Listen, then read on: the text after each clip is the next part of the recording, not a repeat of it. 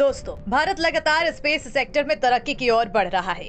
एक वक्त हुआ करता था जब भारत हर एक टेक्नोलॉजी के लिए अमेरिका जैसे बड़े देशों के ऊपर निर्भर रहता था।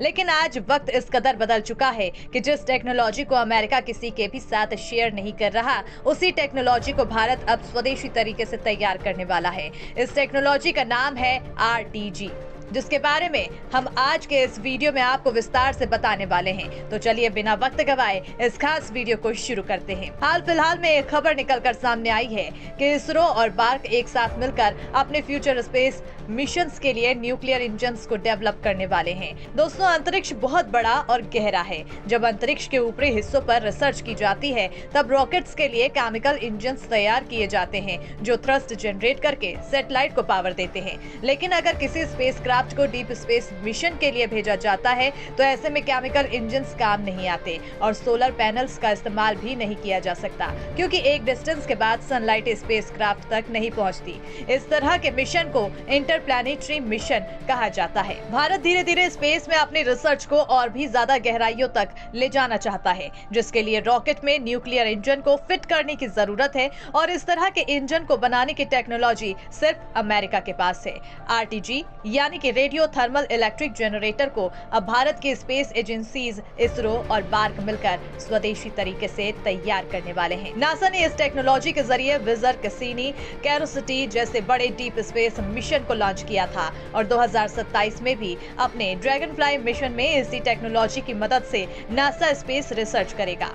Nuclear engines comparatively normal rocket engines के मुकाबले वजन में काफी हल्के होते हैं, लेकिन इनकी एनर्जी डेंसिटी बहुत ज्यादा होती है। प्लूटोनियम 238 और स्ट्रोंटियम 90 जैसे रेडियो एक्टिव मटेरियल्स की हीट न्यूक्लियर इंजन को पावर देने के लिए यूटिलाइज की जाती है। इंजन के अंदर रेडियोइसोटोप हीटर यूनिट मौजूद होता है जो हीट प्रोड्यूस करता है और RTG उसी हीट को इलेक्ट्रिसिटी में कन्वर्ट करती है। अब जो इलेक्ट्रिसिटी जनरेट हुई है उससे सैटेलाइट में लगी हुई बैटरीज ऑटोमेटिकली चार्ज हो जाती है, जिससे सैटेलाइट को स्पेस में और गहराई तक आगे बढ़ने के लिए पावर मिलता है।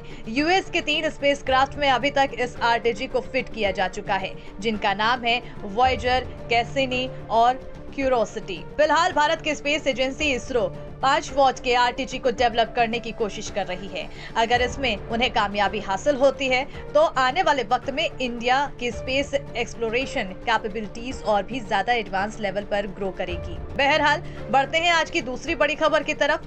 दोस्तों, चाइना पूरी दुनिया में अपनी खराब क्वालिटी के लिए मशहूर है।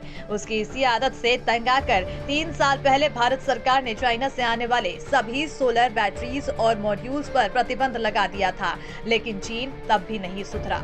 चाइना ने एक ऐसा टेढ़ा रास्ता अपनाया जिसके बाद भारत के अंदर एक बार फिर से चीन अपने सामान को आसानी से एक्सपोर्ट कर रहा है।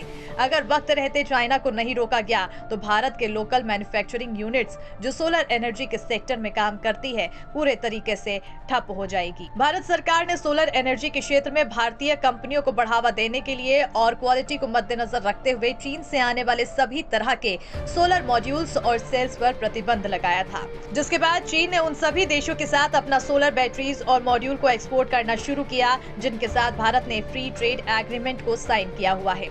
अब ऐसे में जिन देशों में सोलर पैनल असेंबल होते हैं वहां पर चाइना के इन इक्विपमेंट्स का इस्तेमाल होने लगा, जो घूम फिर कर भारत के अंदर आ रहे हैं। चाइनीज इक्विपमेंट्स होने की वजह से ये सारे के सारे पैनल्स भारत में डोमेस्टिकली बन रहे हैं। सोलर पैनल्स के कंपैरिजन में काफी सस्ते हो गए। दोस्तों, ऐसा ही कुछ 3 साल पहले अमेरिका के साथ भी हुआ था, लेकिन जैसे ही ये खबर अमेरिकी सरकार को मिली, तुरंत बाकी देशों से आने वाले सोलर पैनल पर रोक लगा दी गई। लेकिन भारत ऐसा नहीं कर सकता, क्योंकि उसकी जरूरत का 48% सोलर पावर से जुड़े आइटम्स इन सभी देशों से भारत के अंदर आते हैं। ऐसा इसलिए क्योंकि भारत के अंदर डिमांड बहुत ज्यादा है और सप्लाई बेहद कम, जिस वजह से भारत की मजबूरी का चीन फायदा उठा रहा है। लेकिन ऐसे में भारत ने चीन की हरकत को काउंटर करने के लिए हाल ही में एक सॉल्यूशन निकाला है। 19,500 करोड़ की PRI स्कीम को भारत सरकार ने लॉन्च किया है, जिसके जरिए डोमेस्टिक मैन्युफैक्चरर्स को सोलर एनर्जी से जुड़े हुए इक्विपमेंट्स डेवलप करने के लिए